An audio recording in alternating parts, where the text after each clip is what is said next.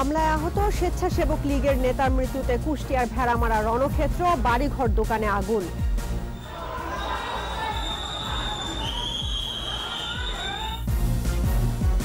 আওয়ামী লীগের উপর আস্থা রাখার আহ্বান প্রধানমন্ত্রীর, আরও 123 উপজেলা গৃহহীন মুক্ত ঘোষণা। অ্যাপসে জমা দেয়া যাবে মনোনয়ন, জানা যাবে ফল, কেন্দ্রে ব্যালট যাবে ভোটের দিন সকালে। শুক্রবার রাজধানীতে গণমিছিলের ঘোষণা বিএনপির, বাধা দিলে সরকারকে দায় নিতে হবে বললেন ফখরুল। হাসপাতালে ডেঙ্গু রোগীর চাপ, স্যালাইনের চাহিদা বাড়ায় সংকটের আশঙ্কা।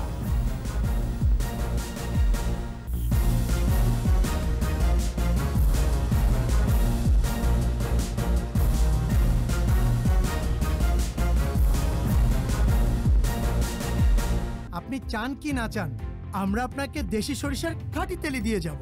জি হ্যাঁ, এই নিন সুরেশ সরিষার তেল। শুনছিলেন ফার্স্ট সিকিউরিটি ইসলামী ব্যাংক লিমিটেড সংবাদ শিরোনাম। আমন্ত্রণ সন্ধ্যা 7:21 সংবাদে, আপনাদের সঙ্গে আছি রাহনুমা রাহি। দর্শক, 21 টেলিভিশনের সংবাদ একই সাথে সরাসরি দেখতে পাবেন আমাদের ফেসবুক পেজ www.facebook.com/2124 অনলাইনে। এছাড়া সংবাদে আরও থাকছে: বিশ্বকাপ ট্রফি দেখতে দর্শকদের উচ্ছ্বাস, মাঠের নৈপুণ্যে ঘরে তোলার স্বপ্ন পূরণের প্রত্যাশা।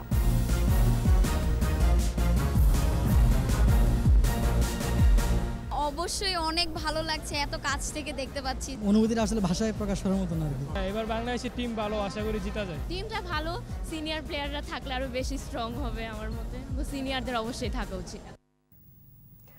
কুষ্টিয়ার ভেড়ামারায় হামলায় উপজেলা স্বেচ্ছাসেবক লীগের আহ্বায়ক সঞ্জয় প্রামাণিকের মৃত্যুর জের ধরে সড়ক অবরোধ ও ব্যাপক ভাঙচুরের ঘটনা ঘটেছে।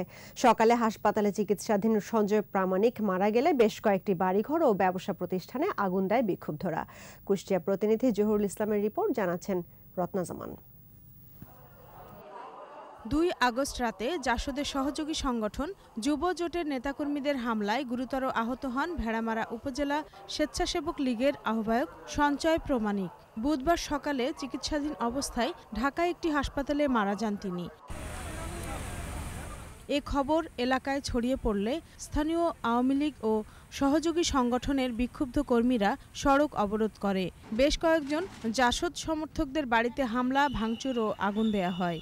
বাড়ি ঘরে সমস্ত কিছু, সোনা গহনা, টাকা পয়সা, জিনিসপাতি সব ভাঙচুর করে গাড়ি বের করলে গেল। আমার এক গাড়ি ভেঙে ঠেকেছে, এক গাড়ি নিয়ে গেছে, আর ঘরে টাকা পয়সা যা ছিল সব। 5 তলা বাড়ি ভেঙে ঠিক আছে, এই বাড়ি আগুন ধরা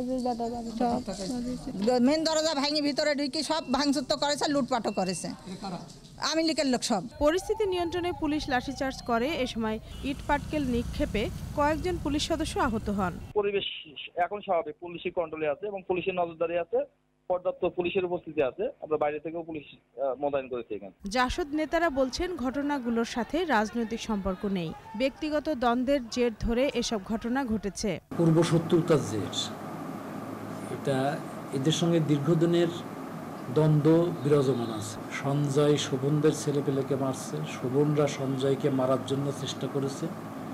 এই ধরনের বিভিন্ন ধরনের ঘটনা ঘটছে। আওয়ামী লীগ নেতারা সমাবেশ করে এ ঘটনার বিচার দাবি করেছেন। এটা কোনো রাজনৈতিক বা আমাদের সাংগঠনিক বিষয় নয়। আওয়ামী লীগের নেতাকর্মী, অঙ্গ সহযোগী সংগঠনের নেতাকর্মীরা এই বিচ্ছিন্ন ঘটনা ঘটায়নি। শহরে অতিরিক্ত পুলিশ মোতায়েন করা হয়েছে। রত্না জামান, 21 টেলিভিশন। গৃহহীন মুক্ত হলো আরও 12 জেলার 123 উপজেলা। এ নিয়ে এখন পর্যন্ত গৃহহীন মুক্ত উপজেলার সংখ্যা দাঁড়ালো 334টিতে। চতুর্থ পর্যায়ের দ্বিতীয় ধাপে 22,101 পরিবারকে জমি ও ঘর বুঝিয়ে দিয়ে এই ঘোষণা দিলেন প্রধানমন্ত্রী শেখ হাসিনা। গণভবন থেকে ভার্চুয়ালি যুক্ত হয়ে প্রধানমন্ত্রী বলেছেন, আওয়ামী লীগ গণতন্ত্রে বিশ্বাস করে বলেই ভোটের অধিকারকে সুরক্ষিত করেছে, অন্যদের এ নিয়ে চিন্তা নেই। খুলনা থেকে রিপোর্টে বাকিটা জানাচ্ছেন মোহাম্মদ নুর নবী, ছবি তুলেছেন আব্দুর রাজাক। 2 শতক জমিতে একটি আধা পাকা ঘর, এ যেন একটি স্বপ্ন। বুধবার লাল সবুজের স্বপ্ন হাতে বুঝে পেলেন 22,101টি ছিন্নমূল গৃহহীন পরিবার। হস্তান্তর করলেন বিশ্বের সবচেয়ে বড় পুনর্বাসন কর্মসূচি আশ্রয়ণ প্রকল্পের রূপকার প্রধানমন্ত্রী শেখ হাসিনা।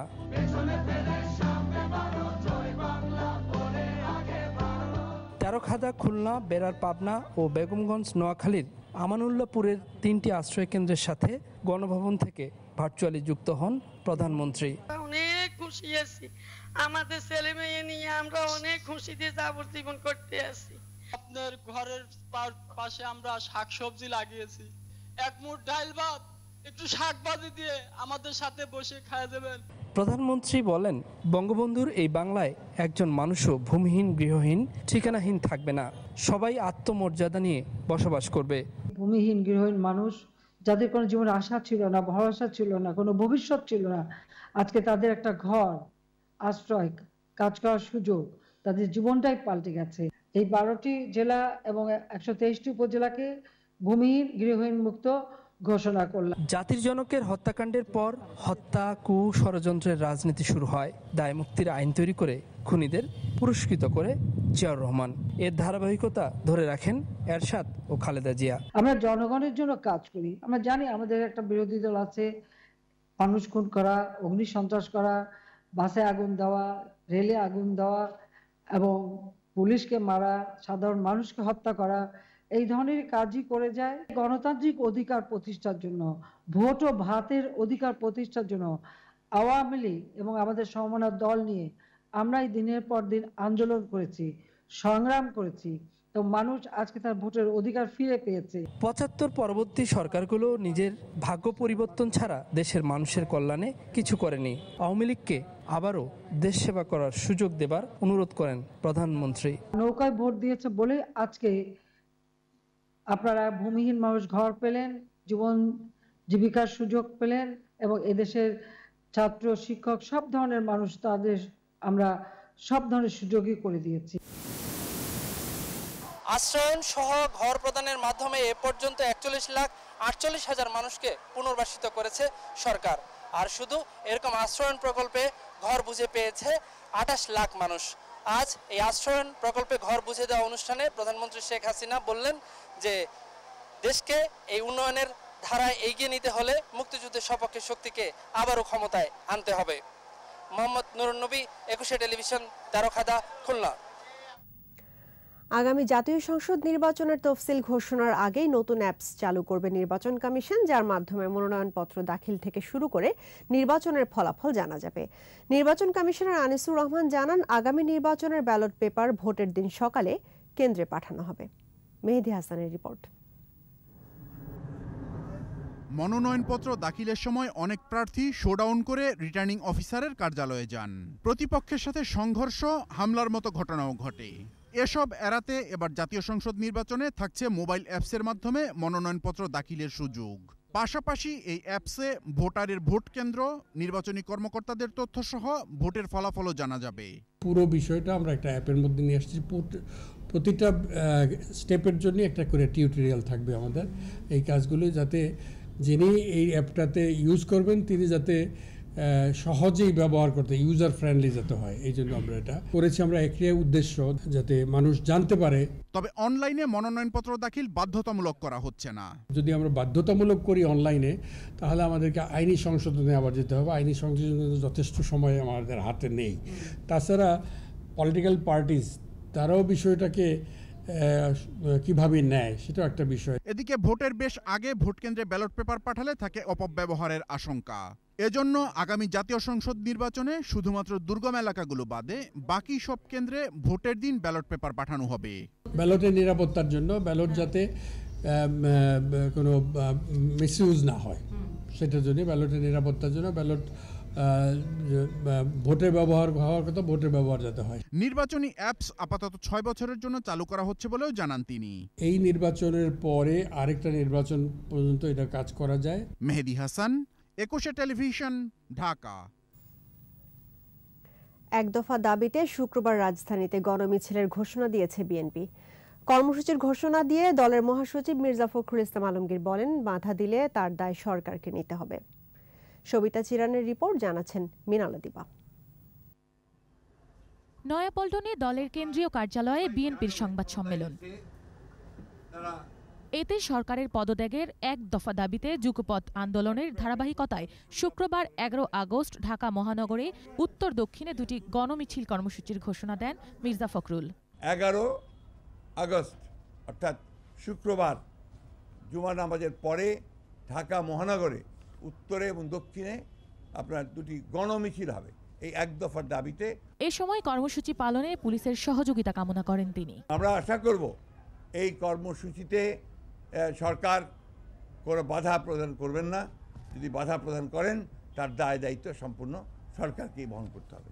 সরকার ফাঁকা মাঠে গোল দিয়ে নির্বাচনী ব্যবস্থাকে নিজের আয়ত্তে নিতে চাইছে বলেও অভিযোগ করেন ফখরুল। প্রত্যেকটি প্রোগ্রামেই তারা আমাদের বাধা দিয়েছে। মিনালা দিবা, 21 টেলিভিশন, ঢাকা। জানাবো ব্ল্যাকহিট ডেঙ্গু পরিস্থিতির খবর।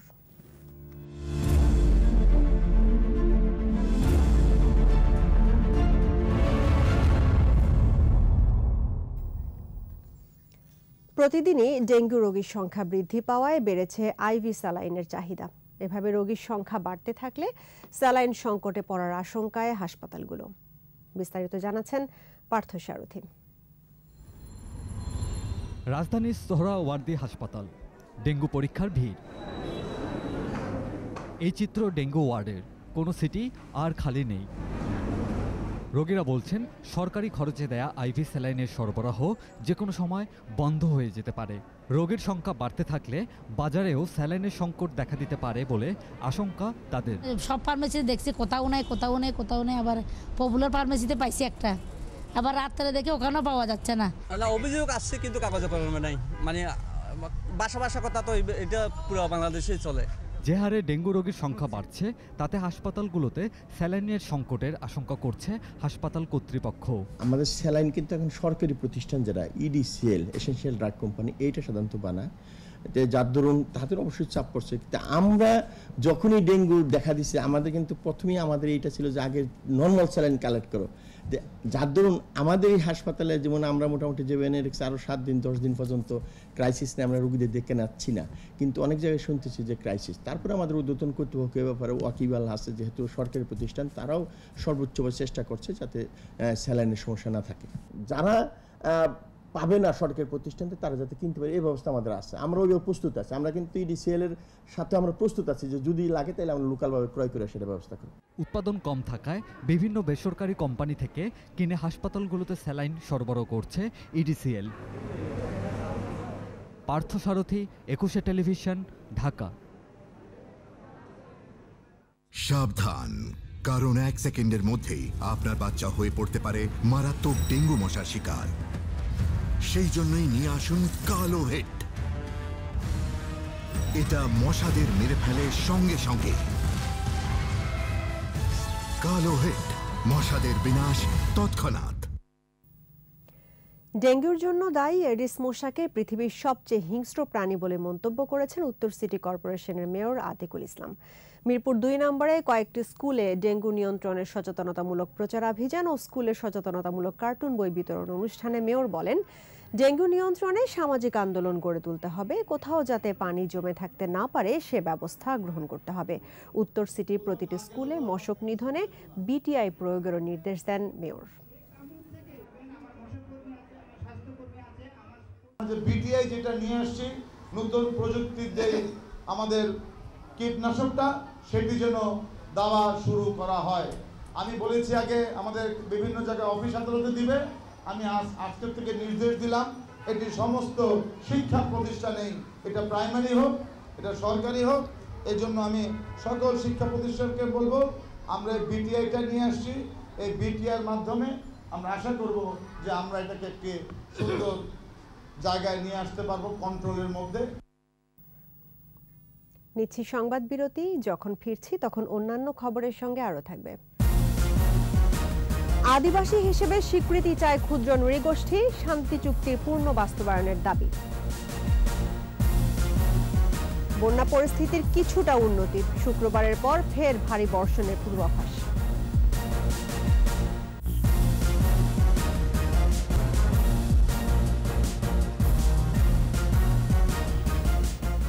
আবারও আমন্ত্রণ সন্ধ্যা 7টার 21 সংবাদে। নাইকো দুর্নীতি মামলায় অভিযোগ গঠনের আদেশ বাতিল চেয়ে বিএনপি চেয়ারপারসন বেগম খালেদা জিয়ার আবেদনের পরবর্তী শুনানি 14 আগস্ট নির্ধারণ করেছে হাইকোর্ট। বিচারপতি মোস্তফা জামান ইসলাম ও বিচারপতি মোহাম্মদ আমিনুল ইসলামের হাইকোর্ট বেঞ্চে এই শুনানি শুরু হয়। সকালে খালেদা জিয়ার পক্ষে মামলার এজাহার উপস্থাপন করেন তার আইনজীবী কায়সার কামাল। সিনিয়র আইনজীবী অসুস্থ থাকার সময় আবেদন চেয়ে জানান তিনি। তখন দুদকের পক্ষে শুনানি করেন আইনজীবী খুরশিদ আলম খান। এরপর আদালত 14 আগস্ট এই হামলার শুনানি শেষ করবেন জানিয়ে শেষবারের মতো সময় নির্ধারণ করেন। গত 19 March BNP chairperson Khaleda Zia সহ 8 আসামির বিরুদ্ধে চার্জ গঠনের মাধ্যমে বিচার শুরুর আদেশ দেন বিশেষ জজ আদালত 9-এর বিচারক শেখ হাফিজুর রহমান।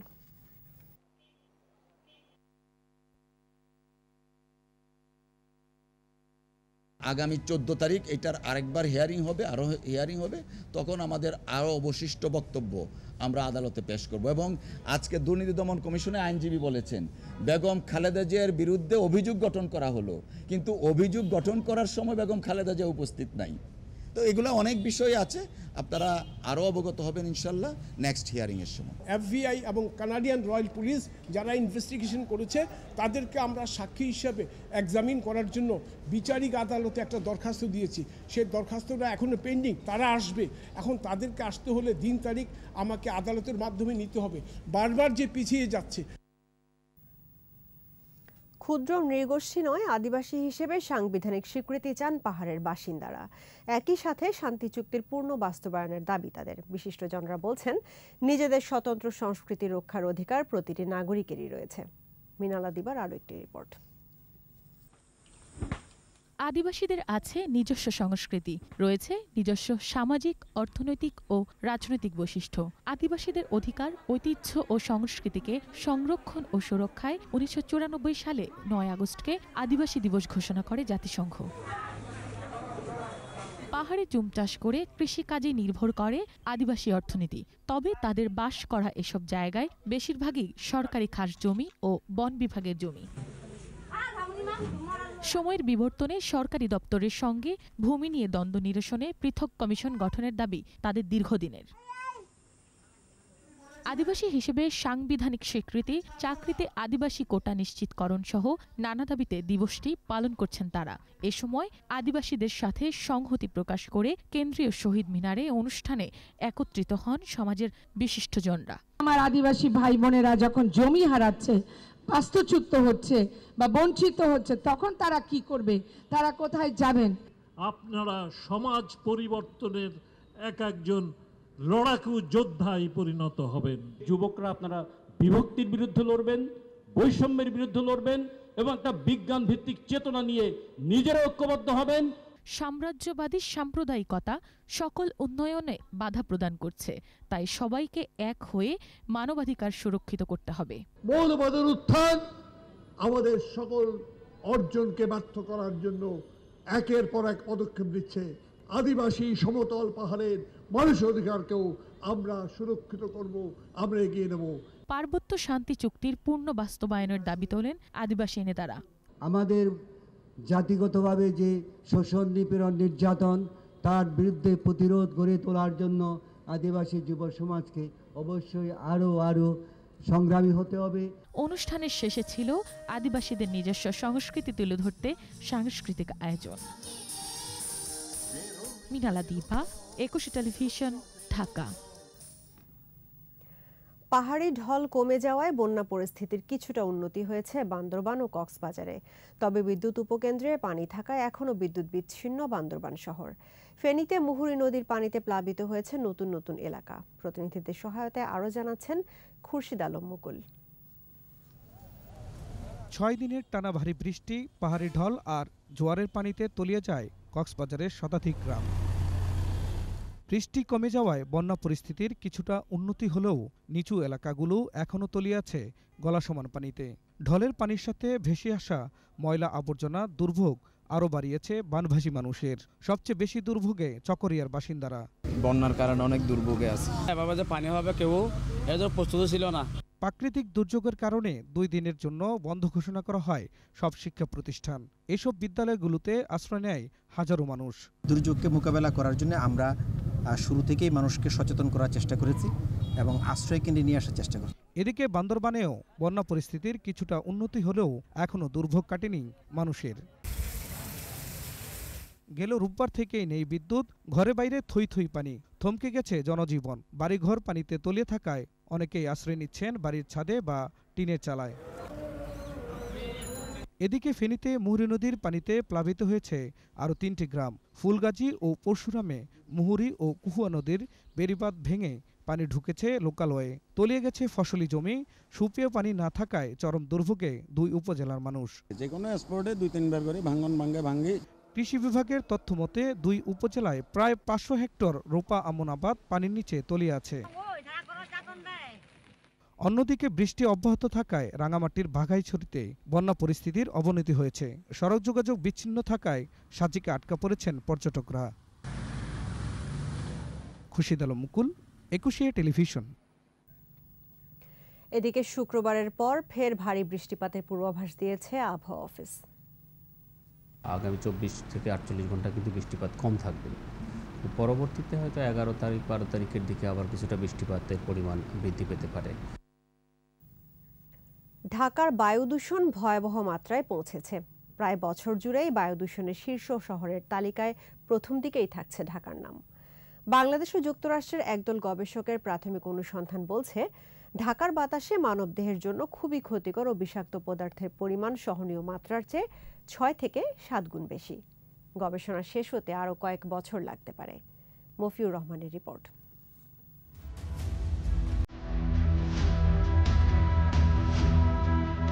কয়েক বছর ধরে বায়ু দূষণের শীর্ষ শহরের তালিকায় প্রথম দিকেই থাকছে রাজধানী ঢাকা। এমন অবস্থায় দূষণের কারণ জানতে নতুন একটি গবেষণা শুরু করেছে বাংলাদেশ ও যুক্তরাষ্ট্রের যৌথ গবেষক দল। যুক্তরাষ্ট্রের ন্যাশনাল সায়েন্স ফাউন্ডেশনের উদ্যোগে গবেষণা পরিচালনা করছে দেশটির international research experience for students এবং বাংলাদেশের ঢাকা বিশ্ববিদ্যালয় ও বুয়েট। গবেষণায় অংশ নেয় যুক্তরাষ্ট্রের 8টি বিশ্ববিদ্যালয়ের শিক্ষার্থী। তারা রাজধানী ঢাকার বাসাবাড়ি, গণপরিবহন, উন্মুক্ত স্থান সহ বিভিন্ন জায়গার বায়ুমান পরীক্ষা করেন। প্রাথমিক তথ্য উদ্বেগজনক। বর্ষাকালে ধুলাবালি কম থাকলেও বাসাবাড়ি, গণপরিবহন, উন্মুক্ত স্থান সবখানেই মাত্রাতিরিক্ত বিষাক্ত গ্যাস, প্লাস্টিক কণা, কার্বন সহ নানা উপাদানে উপস্থিতি মিলেছে। We're measuring all the greenhouse gases as well as particulate matters and black carbons. Definitely dust is a major problem throughout the whole year, like especially in the summer. এই গবেষণার আরেকটি অংশ বাংলাদেশের কৃষ্টি, সংস্কৃতি, ভাষা জানা। এ নিয়ে গবেষকরা সন্তুষ্ট। Culture in Bangladesh is, it's very invitable, and the people here are very nice and very hospitable. We haven't seen, me personally, I haven't been, so I'll definitely have to come back in a few years and give a tour of the rest of the country because it's a beautiful country and great people. গবেষণা দলের তত্ত্বাবধানে থাকা state university of new ইয়র্কের সহকারী অধ্যাপক বলেন, বাংলাদেশে উন্মুক্তভাবে নির্মাণ কাজ থেকে বায়ু দূষণ বেশি হচ্ছে। এছাড়া অতি পুরাতন যানবাহনের ধোঁয়া, কারখানাগুলো যথাযথ নিয়ম না মানায় বায়ু দূষণ বাড়ছে।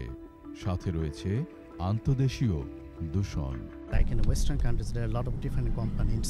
That's true, but they are well regulated, right? They have a lot of industries, so each industry, like government, is regulating those companies. So they are not emitting more than the required one. So they are restricted. So when come to here, we have not like those universities, but still there are a lot of industries we have, like different sector in different industry, and there is no regulation. আরেক তত্ত্বাবধায়ক জানান, গবেষণাটি চলবে 3 বছর। প্রাথমিকভাবে পাওয়া তথ্য উপাত্তে বায়ু দূষণের যে চিত্র উঠে এসেছে তা ভয়াবহ। দুইটা জিনিস মেজার করছে মেইনলি, একটা হলো পার্টিকেলস, বাতাসের মধ্যে ভাসমান বস্তুকণা, এবং এই ভাসমান বস্তুকণার ক্ষুদ্র যে অংশটুকু আছে তার মধ্যে ব্ল্যাক কার্বন, যেটা হলো গ্লোবাল ওয়ার্মিং এবং মানুষের স্বাস্থ্যের জন্য ক্ষতিকর, সেই ব্ল্যাক কার্বনটা মেজার করছে। গবেষণা শেষে দূষণ নিয়ন্ত্রণের উপায় সহ দেশের এক এক এলাকার জন্য দূষণের মাত্রা পরিমাপ করা সহজ হবে বলেও মনে করেন তিনি। মফিউর রহমান, একুশে টেলিভিশন, ঢাকা। এবার শোকাবহ অগস্ট।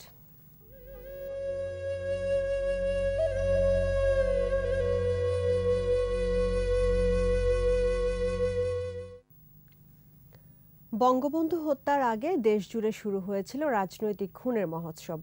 শ্রেণী শত্রু খতমের নামে সর্বহারাদের খুনের তালিকায় ছিল সংসদ সদস্য সহ আওয়ামী লীগের অনেক নেতা। জনমনে আতঙ্ক ছড়ানো আর বঙ্গবন্ধু সরকারের জনপ্রিয়তা নস্যাৎ করতেই এসব পরিকল্পিত হত্যাকাণ্ড বলছেন গবেষকরা। অখিল পোদ্দারের প্রতিবেদন।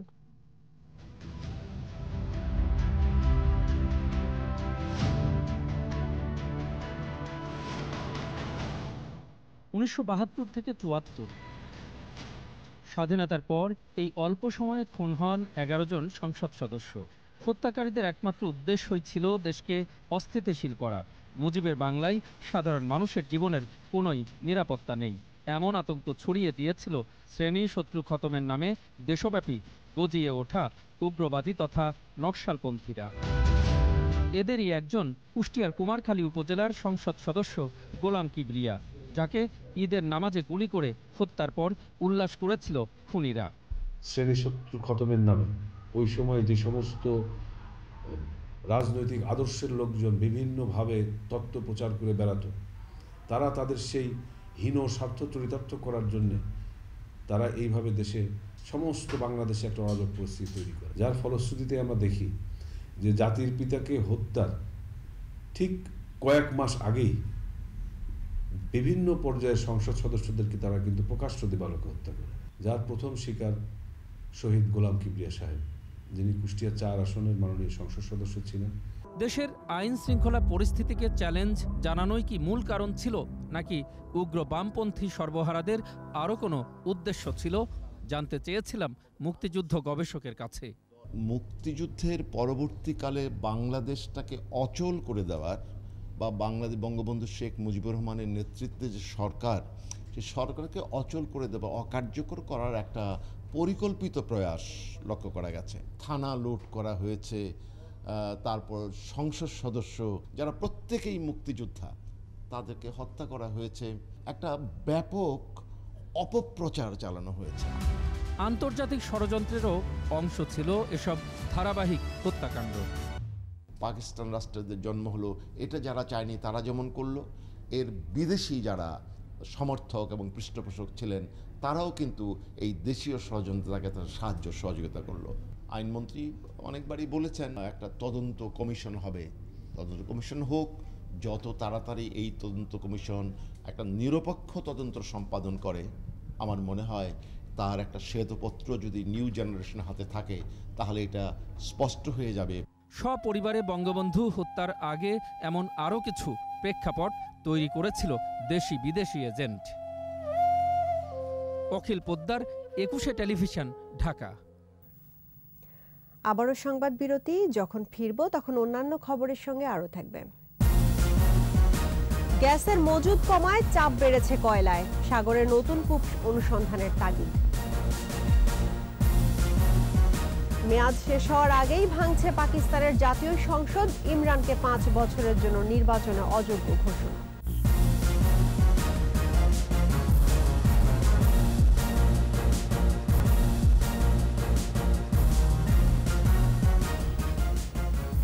আবারও আমন্ত্রণ সন্ধ্যা 7টার একুশে সংবাদে। গ্যাসের মজুদ কমায় চাপ বেড়েছে কয়লার ওপর, আবার ভূগর্ভস্থ কয়লা উত্তোলনও সম্ভব হচ্ছে না। তাই বঙ্গবন্ধুর দর্শন অনুসরণ করে সাগরে তেল গ্যাস অনুসন্ধানের তাগিদ বিশেষজ্ঞদের। তৌহিদুর রহমানের বিশেষ প্রতিবেদন। 1975 সালের 9 আগস্ট জাতির পিতা বঙ্গবন্ধু শেখ মুজিবুর রহমান বহুজাতিক কোম্পানি শেল অয়েলের কাছ থেকে তিতাস, বাখরাবাদ সহ 5টি গ্যাস ক্ষেত্র কিনে তাতে বাংলাদেশের শতভাগ মালিকানা প্রতিষ্ঠা করেন। বর্তমান সরকার দায়িত্ব গ্রহণের পর 2010 সাল থেকে 9 আগস্ট জাতীয় জ্বালানি নিরাপত্তা দিবস হিসেবে পালন করা হচ্ছে। 2041 সালের মধ্যে 60,000 মেগাওয়াট বিদ্যুৎ উৎপাদনের ইচ্ছে রয়েছে এই সরকারের। ইতিমধ্যে যা ছাড়িয়েছে 27,000 মেগাওয়াট। এর মধ্যে বিদ্যুতে এসেছে আলোর ঝলকানি। পারমাণবিক বিদ্যুৎ উৎপাদনকারী দেশগুলোর এলিট ক্লাবে এখন বাংলাদেশের অবস্থান। সব মিলে শক্তিশালী ভিত্তির উপর দাঁড়িয়েছে বিদ্যুৎ খাত।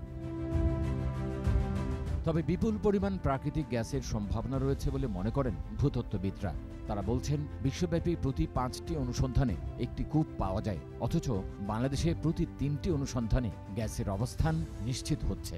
স্থবির যেটা আছে সাগরে, কাজ হয় না, এইটাকে আগে ভাঙতে হবে।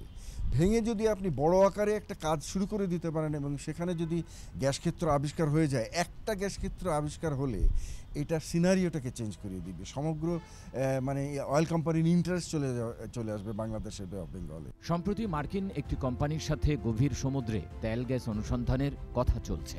বিষয়টিকে ইতিবাচক হিসেবে দেখছেন বিশেষজ্ঞরা। যদি সম্ভাবনা না থাকতো তাহলে তো এক্সন মোবিলের মতো কোম্পানি এভাবে সরাসরি প্রপোজাল দিত না। তারা জানে যে এখানে কি আছে, তাদের কাছে ডেটাবেস আছে নিশ্চয়ই। ডিপ অফশোরে এবং শ্যালো অফশোরে এরা পৃথিবীর সবচেয়ে বড় কোম্পানি এবং সবচেয়ে টেকনোলজিক্যালি অ্যাডভান্স। দেশের 5টি খনিতে প্রায় 2 বিলিয়ন টন কয়লা মজুদ রয়েছে, যা প্রায় 70 ট্রিলিয়ন ঘনফুট গ্যাসের সমান জ্বালানি। আর 2041 সালের মধ্যে কয়লা থেকে 50% বিদ্যুৎ উৎপাদনের প্রত্যাশা করছে সরকার। তৌহিদুর রহমান, 21 টেলিভিশন, ঢাকা। এ পর্যায়ে ব্যবসা বাণিজ্যের খবর।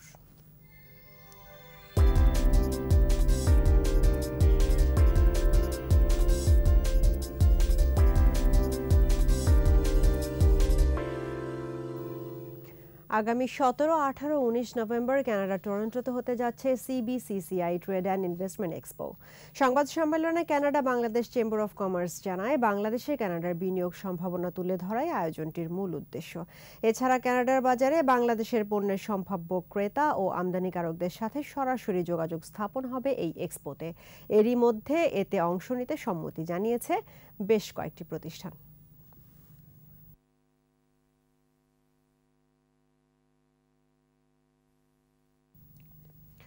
বঙ্গবন্ধুর আদর্শ ও মুক্তিযুদ্ধের চেতনায় ক্ষুধা দারিদ্র্যমুক্ত স্মার্ট বাংলাদেশ বিনির্মাণের লক্ষ্যে সাংবাদিকদের সাথে মতবিনিময় করেছে গ্রামীণ ব্যাংক।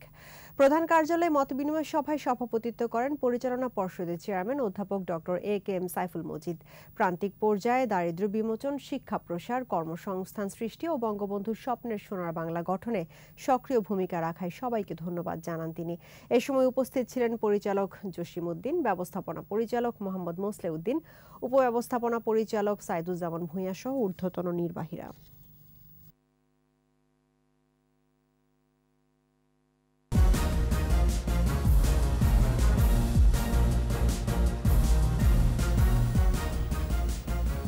আমন্ত্রণ আরও একবার সন্ধ্যা 7টার 21 সংবাদে।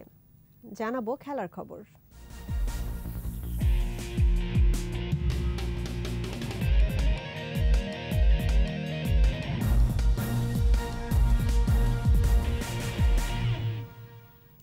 আর্থিক অনিয়ম ও দুর্নীতির তথ্য চেয়ে বাংলাদেশ ফুটবল ফেডারেশনের কার্যনির্বাহী কমিটির সদস্য নারী উইংয়ের চেয়ারম্যান মাহফুজা আক্তার কিরণকে জিজ্ঞাসাবাদ করছে দুর্নীতি দমন কমিশন। দুদকের প্রধান কার্যালয়ে তাকে জিজ্ঞাসাবাদ করা হয়। ক্লাব সহ বিভিন্ন খাত থেকে অর্থ আত্মসাৎ ও ঢাকায় ফ্ল্যাট সহ অবৈধ সম্পদের অভিযোগ রয়েছে মাহফুজা আক্তার কিরণের বিরুদ্ধে। ফিফা থেকে আবু নাইম সোহাগের উপর নিষেধাজ্ঞা আসার পর সামনে আসে বাফুফের দুর্নীতি। পরে এক আইনজীবীর রিটের প্রেক্ষিতে দুর্নীতি দমন কমিশনকে অনুসন্ধানের নির্দেশ দেয় হাইকোর্ট। বাফুফে কার্যালয়ে সাংবাদিকদের কাছে নিজেকে নির্দোষ দাবি করেন মাহফুজা আক্তার কিরণ।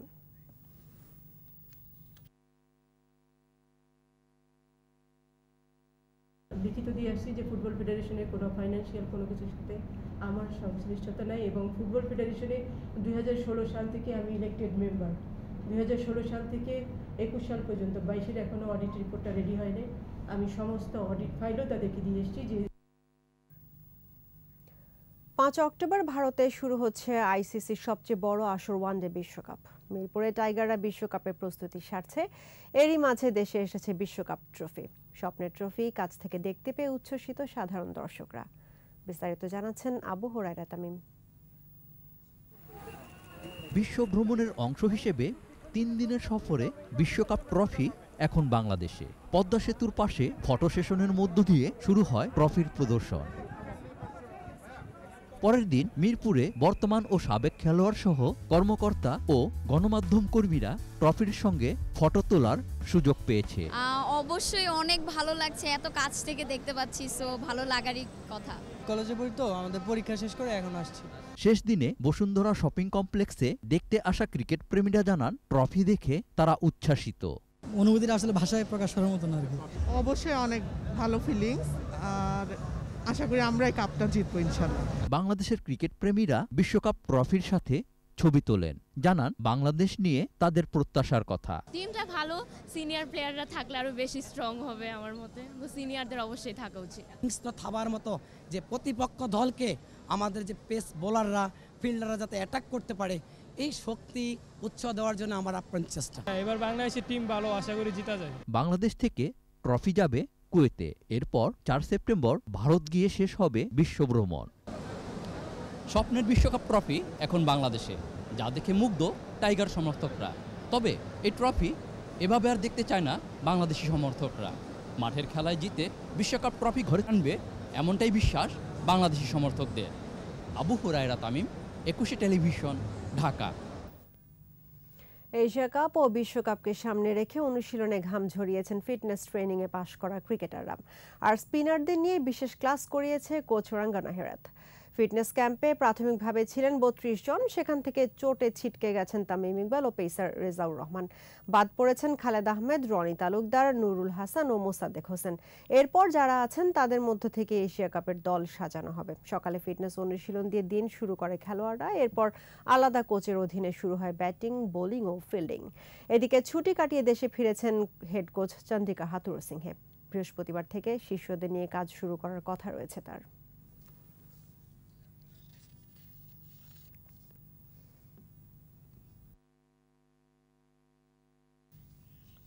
ওয়ানডে বিশ্বকাপের দল ঘোষণার ডেডলাইন জানিয়ে দিয়েছে আইসিসি। অংশগ্রহণকারী দলগুলোকে 5 সেপ্টেম্বরের মধ্যে 15 সদস্যের স্কোয়াড ঘোষণার নির্দেশ দিয়েছে ক্রিকেটের নিয়ন্ত্রণ সংস্থা। দ্বিপাক্ষিক সিরিজের জন্য 17 বা 18 জনের দল তৈরি করা গেলেও আইসিসি প্রতিযোগিতায় কেউ সেই সুযোগ পায় না কেউই। তবে 5 সেপ্টেম্বরের পরেও 15 সদস্যের স্কোয়াডে রদবদলের সুযোগ পাবে দলগুলো। কোনো ক্রিকেটার ইনজুরিতে পড়লে তার স্থানে অন্য কাউকে নিতে পারবেন নির্বাচকরা। এছাড়া নতুন করে কাউকে সুযোগ দিতে চাইলে তাও পারা যাবে, তবে তারও সময় বেঁধে দিয়েছে আইসিসি। চূড়ান্ত দল দেওয়ার সর্বশেষ সময় 27 সেপ্টেম্বর।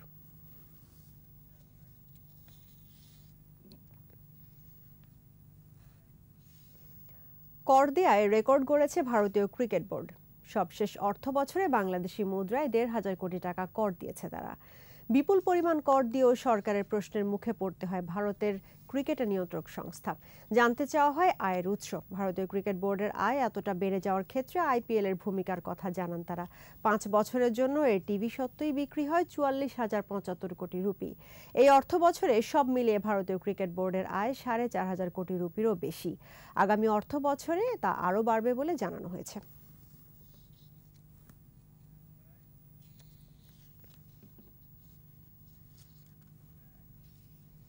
আর এরই সঙ্গে শেষ করছি সন্ধ্যা 7টার 21 সংবাদ। তবে যাবার আগে ফার্স্ট সিকিউরিটি ইসলামী ব্যাংক লিমিটেড সংবাদ শিরোনামগুলো জানাবো আরও একবার। হামলায় আহত স্বেচ্ছাসেবক লীগের নেতার মৃত্যুতে কুষ্টিয়ার ভেড়ামারা রণক্ষেত্র, বাড়িঘর দোকানে আগুন। আওয়ামী লীগের উপর আস্থা রাখার আহ্বান প্রধানমন্ত্রীর, আরও 123 উপজেলা গৃহহীন মুক্ত ঘোষণা। অ্যাপে জমা দেয়া যাবে মনোনয়ন, জানা যাবে ফল, কেন্দ্রে ব্যালট যাবে ভোটের দিন সকালে।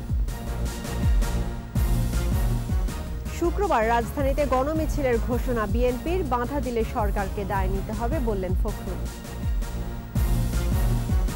হাসপাতালে ডেঙ্গু রোগীর চাপ, স্যালাইনের চাহিদা বাড়ায় সংকটের আশঙ্কা।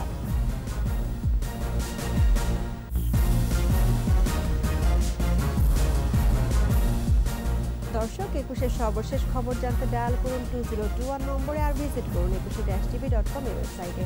এছাড়া ফেসবুকে ভিজিট করতে পারেন facebook.com/2124 অনলাইনে। এখন সঙ্গে থাকার জন্য ধন্যবাদ। আমাদের পরবর্তী সংবাদ আয়োজন রাত 9টায় দেখার আমন্ত্রণ রইল। স্বাস্থ্যবিধি মেনে চলুন, সুস্থ থাকুন, 21-এর সঙ্গেই থাকুন।